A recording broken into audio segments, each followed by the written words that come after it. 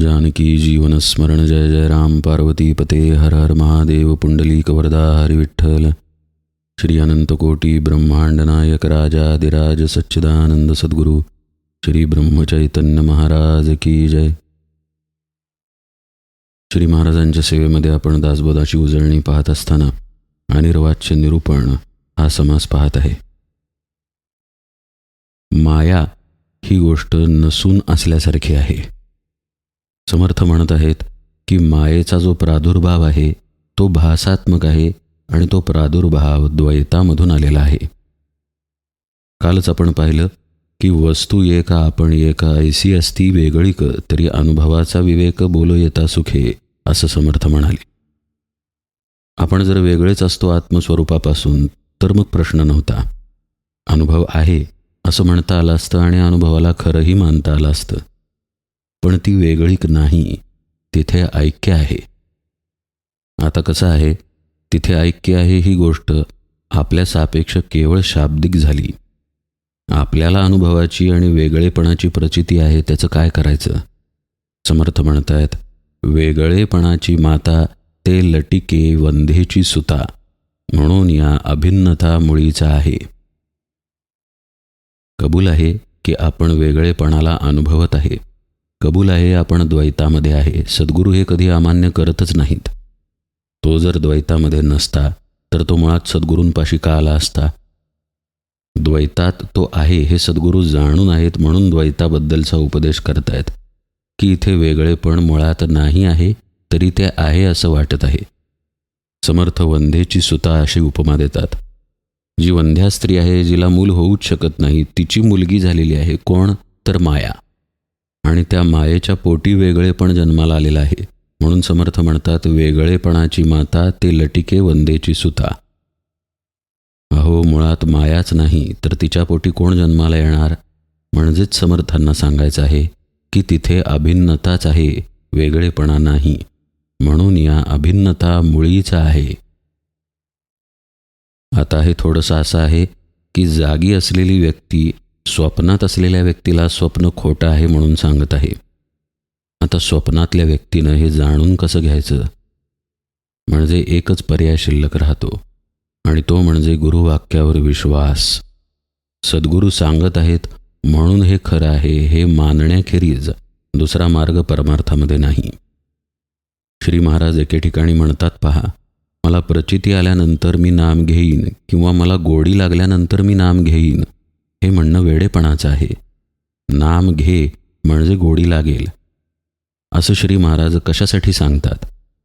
ते केल्याशिवाय त्याचा अनुभव येणार नाही म्हणून. मायात्मक सगळं आहे. शिष्य मायात्मक आहे, गुरूंनी केलेला उपदेश मायात्मक आहे. अवस्था मात्र मायेच्या पलीकडची म्हणजे वस्तूची, आत्मस्थितीची आहे. ती अवस्था सोडल्यास बाकी सगळं असत्य आहे. हा शाब्दिक वेदांत झाला. तो खोटा निश्चित नाही, पण तो अनुभवात्मक आहे हे ध्यानात घ्यायला पाहिजे. तिथं शिरण्यासाठी मात्र मला आज जे मायेमध्ये येतं त्याला धरावं लागतं. परमार्थामध्ये एकच सूत्र आहे त्यामुळं की मायेला धरावं लागणार आहे, शब्दांना धरावं लागणार आहे, विश्वास ठेवावा लागणार आहे. तर तो अशावरती ठेवावा की ज्या मार्गे आपण आत्म्यापर्यंत पोहोचू. आपण आजपर्यंत काय करतो? विषयांवर विश्वास ठेवतो, भोगांवर विश्वास ठेवतो, इंद्रियांवर आणि इंद्रियांच्या अनुभवावर विश्वास ठेवतो. या मार्गानं चालत आल्यामुळं झालं काय? आपली देहबुद्धी दृढ झाली. तर हे न करता सद्गुरू वचनावर विश्वास ठेवावा. आपल्याला कुठे प्रचिती आहे की आपण देह नाही, पण सद्गुरू सांगतात ना की तू देह नाहीस, तर त्यावर विश्वास ठेवावा की हो, मी देह नाही. आपल्या मनाच्याच अधीन आपण आहे. सद्गुरूसुद्धा हे जाणून आहेत, पण ते सांगतात ना की हे मन म्हणजे तू नाहीस, तर त्यावर विश्वास ठेवावा. तर्कांनी हे पटवून देता येईल की मन म्हणजे कसं आपण नाही, देह म्हणजे कसं आपण नाही. श्री महाराज म्हणत नाहीत का, डोकं दुखताना, हात दुखताना आपण म्हणतो की माझा हात दुखत आहे, मी दुखत आहे म्हणत नाही. या आणि अशा पद्धतीच्या उदाहरणांनी आपला देह आणि आपलं स्वरूप वेगळं आहे हे सद्गुरू पटवून देतील. पण पटवून देणं लांबच राहिलं. समर्थांचा आग्रह असा आहे की तो विश्वासच दृढ पाहिजे की ते सांगत आहेत तर ते आत घेतलंच. त्यांच्या मुखातून शब्द बाहेर आला आणि तो वृत्तीवरती आरूढ झाला. हे जर करता आलं नाही तर आपण ज्या मनात अडकून राहू, ज्या बुद्धीमध्ये अडकून राहू, तिथून विचारांचं आणखी जाळच निर्माण होत जाईल. म्हणजे मायेतून आणखी मायाच उत्पन्न होत राहील. ती कशी बुवा? कारण तिथे आपण मायेला सत्यत्व दिलेलं आहे म्हणून. म्हणजे एकच पर्याय शिल्लक राहिला आणि तो म्हणजे सद्गुरू वचनावर विश्वास ठेवून पाऊल टाकणे. आत्ताही पहा, माया खोटी आहे आणि आपण तिला सत्यत्व दिलेलं आहे असं सांगितलं गेलं निरूपणामध्ये. समर्थच ते सांगत आहेत. पण यावर विश्वास नको का ठेवायला? यावर विश्वास न ठेवता आपण मायेतच अडकलो तर मात्र दोष कुणाचा? जे खोटं आहे ते खोटं आहे म्हणून खरं ज्यांनी जाणलं ते सांगत असतील तर त्यावर विश्वासच ठेवावा लागेल. तरीही समर्थ प्रक्रिया सांगतात पहा. अजन्मा होता निजेला, तेणे स्वप्नी स्वप्न देखिला. अजन्मा म्हणजे परमात्मा. आत्मा झोपला होता आणि त्याला स्वरूपाचा विसर पडला आणि स्वप्न पडलं. ते स्वप्न आहे देहबुद्धीचं. त्या स्वप्नामध्ये स्वप्न म्हणजेच देहबुद्धीतून निर्माण झालेलं द्वैत आहे. मुख्य स्वप्न देहबुद्धी आणि त्या स्वप्नातील पडलेलं स्वप्न म्हणजे द्वैतातून उत्पन्न झालेला सगळा पसारा. आता इथेही पहा, आपला तर्क जर मध्ये आणला तर असा प्रश्न उद्भवेल की जो अजन्मा आहे तो मुळात मग झोपलाच कसा? म्हणजे त्याला निद्रा येईलच कशी? निद्रा ही तर अवस्था झाली देहाची. त्याला देह नाही तर मग निद्रा नसली पाहिजे. निद्रा नाही तर स्वप्न नसलं पाहिजे. मग आत्मा झोपला आणि आत्म्याला स्वप्न पडलं, हे कसं काय घडेल बुवा? याला म्हणायचं तार्किक विचार. आपली आत्ताची वस्तुस्थिती आपण विसरतो आणि मग तर्कामध्ये खेळत राहतो. म्हणून समर्थ म्हणतात की आपण मायेत आहोत. समजा आपण पाण्यामध्ये आहे आणि बुडत आहे, तर आता पहिला प्रश्न काय आहे की पाण्यातून बाहेर कसं यावं? बुडत असताना जर आपण पाण्यात पडलोच कसा मी याचा विचार करायला लागलो तर आपण मरूनच जाणार. म्हणजेच आपल्या सापेक्ष आता अनुभवाला सत्यता आहे. आपल्या सापेक्ष आपण देह आहे हाच भाव आपला आहे. आपल्या सापेक्ष आपल्यामध्ये द्वैत आहे. तर आधी ते नको का बाजूला करायला? म्हणजे स्वप्नात आपण आहोत हे अधिक कबूल करायला पाहिजे. तेच जर सद्गुरू सांगत असतील तर त्यावर विश्वास ठेवायला पाहिजे. हे न करता आपण आत्म्याचं तत्त्वज्ञान मध्ये आणतो आणि तर्क लढवत बसतो की अहो आत्मा जर अजन्मा आहे तर मग तो झोपला कसा? पण इथे हे लक्षात घ्यावं, जर वृत्ती, विचार किंवा शब्द हे सगळं मायेमध्ये येत असेल आणि द्वैतामध्ये येत असेल तर आत्म्याबद्दलचा शाब्दिक विचार, वैदांतिक विचारसुद्धा आपल्याला मायेतूनच कळलेला आहे. म्हणजे मायेतूनच आपण तर्क उपस्थित करून मायेतून बाहेर येण्याबद्दलचे प्रश्न उपस्थित करत आहे. त्यामुळे हे घडू शकत नाही. मायेच्या पार असलेल्या सद्गुरूंवरती विश्वास ठेवला की आपोआप मायेतून सुटका होते. लहान मुलं भातुकलीचा खेळ खेळतात. जेव्हा ते खेळ खेळत आहेत तेव्हा त्यांच्या दृष्टीनं ती सगळी स्वयंपाकाची भांडी खरीच आहेत. केला जाणारा चहा, कॉफी सगळं काही खरं आहे. पण बाप जाणून आहे की काय खरं आणि काय खोटं. योग्य वेळ झाल्यानंतर बाप त्या खेळातून पोराला बाजूला काढेल.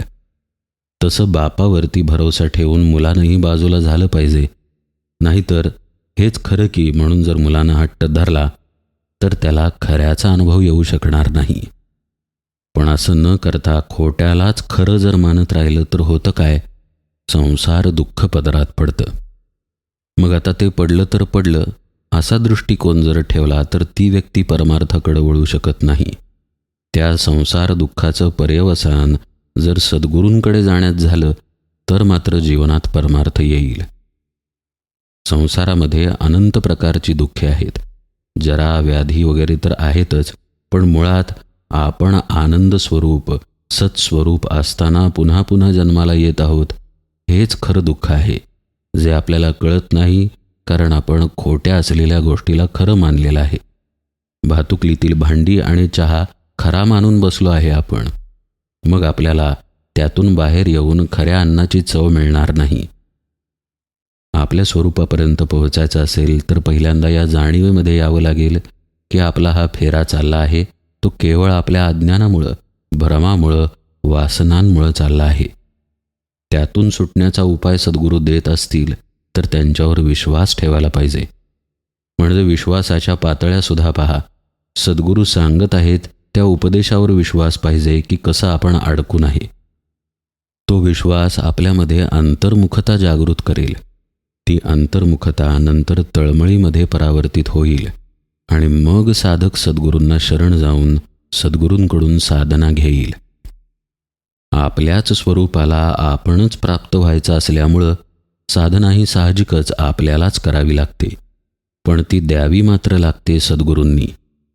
ज्याला भातुकलीचं भांडं खरं वाटतं त्याला त्या भांड्यात खरा चहा जसा करता येणार नाही, तसंच ज्याला देहबुद्धी आहे त्याला त्याला ठरवून साधना करता येणार नाही. त्याला साधना मिळावी लागेल, तीही आत्मबुद्धीतून. भातुकलीतून बाजूला बाप काढेल, कारण बाप खरं जाणून आहे. तद्वतच साधना सद्गुरू देतील, कारण ते आत्मबोधामध्ये आहेत, आत्मज्ञानाच्या, स्वरूपज्ञानाच्या अवस्थेमध्ये आहेत. समर्थ म्हणतायत, सद्गुरूस शरण गेला संसार दुःखी. असं ज्याच्या बाबतीत घडतं त्याच्या जीवनामध्ये परमार्थ येतो. मग सद्गुरू कृपेस्तव झाला संसार वाव, ज्ञान झालिया ठाव पुसे अज्ञानाचा. मग साहजिकच साधना केल्यानंतर सद्गुरू कृपा प्राप्त होते. कृपा असतेच, पण त्याची प्राप्ती साधनेनंतर होते. शेतजमिनीसारखं जमीन कसली की पावसाच्या पाण्यानं पीक येतं. जो कसणार नाही त्याच्या शेतावरही पाऊस पडेल पण पीक येणार नाही. कृपा त्या पावसासारखी आहे, त्यामुळे ती असतेच. साधन केल्यानंतर त्याची प्राप्ती होते आणि त्या कृपेनं संसार वाव ठरतो असं समर्थ म्हणतायत. म्हणजेच तो आत्मस्वरूपाच्या ठिकाणी स्थिर होऊन जातो. तो तिथे स्थिर झाला की ज्या देहबुद्धीमुळं संसाराचा व्याप दिसत होता तो व्यापच निघून जातो. देहबुद्धीच नाही तिथे संसाराची बाधा नाही. पण असं पहा, इथंपर्यंत जायला सुद्धा विश्वासच साधकाच्या उपयोगी पडला. नाहीतर सगळंच मायेत आहे. शब्दही मायेत, आपणही मायेमध्ये, सद्गुरूही मायेमध्ये, सद्गुरूंचा उपदेशही मायेतच, मग सद्गुरूंनी दिलेली साधना पण मायेतच. असा जर मायेतच राहून आपण विचार केला तर आपल्या हाताला काहीही लागणार नाही. जो विश्वास ठेवेल तोच साधना घेईल आणि साधनेवरती विश्वास ठेवून जो ती करेल तोच आत्मज्ञानापर्यंत पोहोचेल. बरं, हे आत्मज्ञान असंही नाही की एखादा मुक्काम असावा स्थूल की जिथंपर्यंत आपल्याला जायचं आहे. ते स्वतः सिद्ध आहे, ते तिथं स्वयंपूर्णच आहे. साधकाचे देहबुद्धीचे पदर तेवढे गळून पडतात. मग काय होतं? समर्थांची अलौकिक ओवी आहे पहा. आहे तितुके नाही झाले, नाही नाहीपणे निमाले, आहे नाही जाऊन उरले नसोन काही. अगदी थोडक्यात सांगायचं झाल्यास केवळ आत्मस्वरूप शिल्लक राहतं, बाकी काहीही शिल्लक राहत नाही. काही आहे याचा भास झालेला असतो देहबुद्धीवरती. ती देहबुद्धी जाते म्हणजे आहे जे वाटत होतं ते आता नाही होतं. आणि जे नाही पण आहे म्हणजे शून्यावस्था आहे किंवा नेणीव आहे, तीही तिथे उरतच नाही. दोन्हीही गोष्टी देहबुद्धीच्या सापेक्षच असतात. त्यामुळे तिथे केवळ आत्मस्वरूप शिल्लक राहतं हे समर्थांना सांगायचं आहे. खरं म्हणजे तिथं सुरुवातीपासून केवळ तेच होतं, अन्य काहीही नव्हतंच. आपल्याला काहीतरी आहे असं वाटत होतं, म्हणजे आपला देह आहे किंवा आपण देह आहोत किंवा आपण देह आहोत, यातून झालेला द्वैताचा पसारा. हे सगळं जेव्हा गुरुकृपा होते तेव्हा नष्ट होऊन जातं आणि सुरुवातीपासून असलेलंच ब्रह्म किंवा आत्मा तेवढा शिल्लक राहतो. आणि या आत्म्यापाशी द्वैत कुठे आहे, भेद कुठे आहे? समर्थांच्याच भाषेत सांगायचं झाल्यास, म्हणून या अभिन्नता मुळीच आहे अशी जी तथ्यता आहे तिथंपर्यंत साधक जाऊन पोचतो. या ओव्या अत्यंत महत्त्वाच्या आहेत. शुद्ध आत्मज्ञानाबद्दलच समर्थ सांगत आहेत, शुद्ध स्वरूपाबद्दलच समर्थ सांगत आहेत. त्यातून ते हेही सांगत आहेत की त्याच्या अलीकडचं शिष्यानं किंवा साधकानं काहीही मान्य करू नये, त्याच्या अलीकडे त्यानं थांबू नये किंबहुना थांबूच नये, चालत राहत राहत स्वरूपाकार होऊन जावं. जिथे थांबेल, जिथे असं वाटेल हे आपल्याला प्राप्त झालं, तिथेच तो पुन्हा मायेमध्ये अडकेल, पुन्हा द्वैतामध्ये अडकेल. पुढची ओवी पहा समर्थांची. शून्यत्वातीत शुद्ध ज्ञान, तेणे झाले समाधान, ऐक्य रूपे अभिन्न सहज स्थिती. शून्यालाही पार करावं लागेल. आपण देह आहोत हा तर खूप अलीकडचा भाव झाला, पण देहभाव लयाला गेल्यानंतरही साधक शून्यावस्थेमध्ये राहतो. ही शून्यावस्था जर प्रदीर्घ झाली तर निशून्यावस्था होते. त्यातही जरी राहिलं तरीसुद्धा तिथे शून्याला अनुभवणारा कुणीतरी असतो, पाहणारा साक्षी कुणीतरी असतो. हे शून्य ज्याला कळतं तो खरं म्हणजे आपला आत्मा असतो, की ही शून्य स्थिती आहे हे समजत आहे. हे समजणं आत्म्याच्या ठिकाणी घडतं. त्यामुळे शून्यापाशी जर थांबलं तर द्वैतामध्येच राहिल्यासारखं होतं. शून्यसुद्धा जेव्हा आत्म्यामध्ये विलीन होऊन जातं, म्हणजे काय तर शून्याला पाहणारा जो द्रष्टा आहे तोच जेव्हा आत्म्यात विलीन होऊन जातो तेव्हा आत्म्यालाच आत्मा कळून येतो. हा द्रष्टेपणाचा तरंग आत्म्यावरतीच आलेला असतो. म्हणजेच आत्म्याचाच एक प्रकर्ष आहे तो द्रष्टा. पण तोही जेव्हा उरत नाही तेव्हा तिथे केवळ शुद्ध आत्मस्वरूप शिल्लक राहतं. ही खरी ऐक्यता आहे, हे खरं अभिन्नत्व आहे, ही खरी सहज स्थिती आहे असं समर्थ सांगतात. समर्थांचं म्हणणं आहे, अद्वैत निरूपण होता निमाली द्वैताची वार्ता, ज्ञानचर्चा बोलो जाता जागृती आली. अद्वैत निरूपणाचं जर श्रवण घडलं तर या गोष्टी घडून येतात. द्वैत काय आहे, अद्वैत काय आहे हे जर सद्गुरूंकडून समजून घेतलं, त्याबद्दलची चर्चा सद्गुरूंशी घडली तर पुढील गोष्टी घडून येतात. इथेही पहा समर्थ सद्गुरूंच्या संगतीला आणि सद्गुरू मुखातून होणाऱ्या श्रवणाला किती महत्त्व देत आहेत. ही अद्वैत निरूपण श्रवणाची साधनाच आहे एक प्रकारची, जी सद्गुरू सान्निध्यात करावी लागते. तरच आपण द्वैतातून बाहेर येऊ शकतो. ज्ञानचर्चा या दोन प्रकारच्या असतात. एक असते ती केवळ शाब्दिक आणि दुसरी असते ती सद्गुरूंबरोबर होणारी. दोन्ही प्रकारच्या चर्चांमध्ये शब्द वापरलेच जातात, पण एका प्रकारच्या चर्चेत सद्गुरू असल्यामुळे त्यांच्या मुखातून आलेल्या शब्दांना वेगळं महत्त्व असतं. कारण सद्गुरू हे आत्मज्ञानाच्या प्रकाशातून, आत्मबुद्धीतून बोलत असतात. आपण जो विचार करतो तो देहबुद्धीतून करतो. देहबुद्धीलाच देहबुद्धी भेटली, तार्किकालाच तार्किक भेटला तर केवळ तर्कचर्चा होत राहते. ती काही खरी ज्ञानचर्चा नाही. मग ज्ञानाबद्दल, आत्म्याबद्दल आणि अद्वैत स्थितीबद्दल अनेक ग्रंथांमध्ये लिहिलं आहेच की. चला त्याचा अभ्यास करून चर्चा करूया. म्हणजे होणारी चर्चा ही ज्ञानचर्चा नाही. ज्यांनी शास्त्रप्रचिती, गुरुप्रचितीपासून आत्मप्रचितीपर्यंतचा प्रवास केलेला आहे आणि आत्मप्रचितीतून जे ज्ञानाविषयी सांगतात ते श्रवण करणं म्हणजे ज्ञानचर्चा आहे, म्हणजे अद्वैत निरूपण श्रवण करणं आहे. अशा श्रवणाचा परिणाम आपल्या अंतःकरणावरती होतो. जरी आपण मायेत अडकलेलो असू तरी मायेच्याच आधारानं मायेचं मिथ्यत्व कळायला लागतं आणि मग साधक त्या मायेच्या द्वैताच्या बंधनातून अलगदपणे सुटून येतो. त्याला एकच गोष्ट करावी लागते आणि ती म्हणजे सद्गुरू वचनावरचा विश्वास ढळून न देणं आणि त्यांनी जे करायला सांगितलं आहे ते आजन्म करत राहणं. यापुढे श्रोता व्हावे सावधान असं सांगून समर्थांनी आणखी विषय सांगितला आहे. तो सर्व भाग आपण उजळणीमध्ये यथावकाश पाहूया. आज निरूपण सेवेला इथेच विराम देतो. जानकी जीवन स्मरण. जय जय राम.